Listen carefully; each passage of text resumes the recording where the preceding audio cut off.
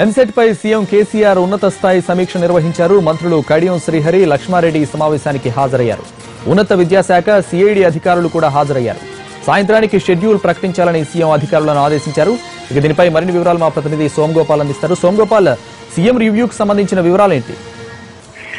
కొద్దిసేపటి క్రితమే ముఖ్యమంత్రి సీఎం కేసీఆర్ ఎంసెట్ లీక్, కొత్త ఎంసెట్ సంబంధించిన అంశంపై సమీక్ష సమావేశం నిర్వహించారు. ఈ సమావేశానికి సిఐడి అధికారులతో పాటు ఉన్నత విద్యాశాఖ, అలాగే వైద్య విద్యాశాఖ అధికారులు, అలాగే ఇద్దరు మంత్రులు, డిప్యూటీ సీఎం గా ఉన్న కడియం శ్రీహరి, లక్ష్మారెడ్డి కూడా ఈ సమావేశానికి హాజరయ్యారు.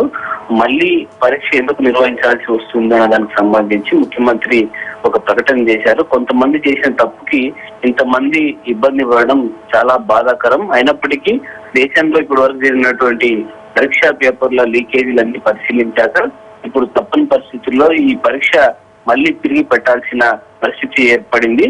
దానికి అందరూ కూడా తల్లిదండ్రులు సహకరించాలని ముఖ్యమంత్రి విజ్ఞప్తి చేశారు. అలాగే జేఎన్టీయూ మొన్నటి వరకు ఎంసెట్ నిర్వహించింది. మళ్ళీ ఇప్పుడు నిర్వహించబోయే జేఎన్టీయూ పరీక్షను కూడా జేఎన్టీయూ హైదరాబాద్ కే అప్పగించాలని ముఖ్యమంత్రి నిర్ణయం తీసుకున్నారు.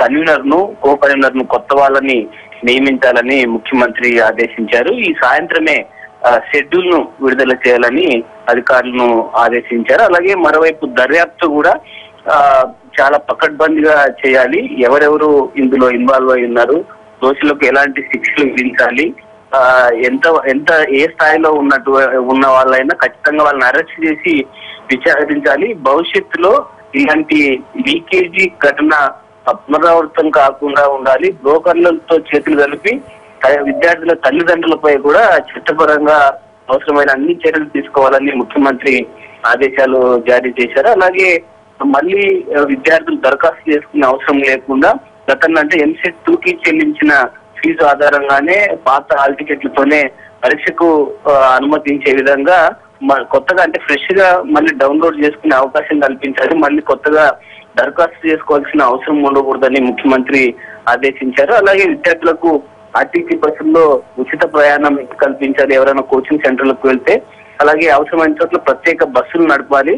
జేఎన్టీయూ వెబ్సైట్ లో స్టడీ మెటీరియల్ కానీ, అలాగే క్వశ్చన్ బ్యాంక్ ఆన్సర్స్ కానీ వెబ్సైట్ లో అందుబాటులో ఉంచాలని ముఖ్యమంత్రి ఆదేశాలు జారీ చేశారు. మరి కాసేపట్లోనే హైకోర్టులో ఎంసెట్ లీకేజీకి సంబంధించి అంటే పరీక్ష రద్దు చేయాలని కొంతమంది హైకోర్టుకి వెళ్లారు. దానికి సంబంధించిన తీర్పు రానున్న నేపథ్యంలో ముఖ్యమంత్రి ఈ ప్రకటన చేశారు. Thank you Som Gopal.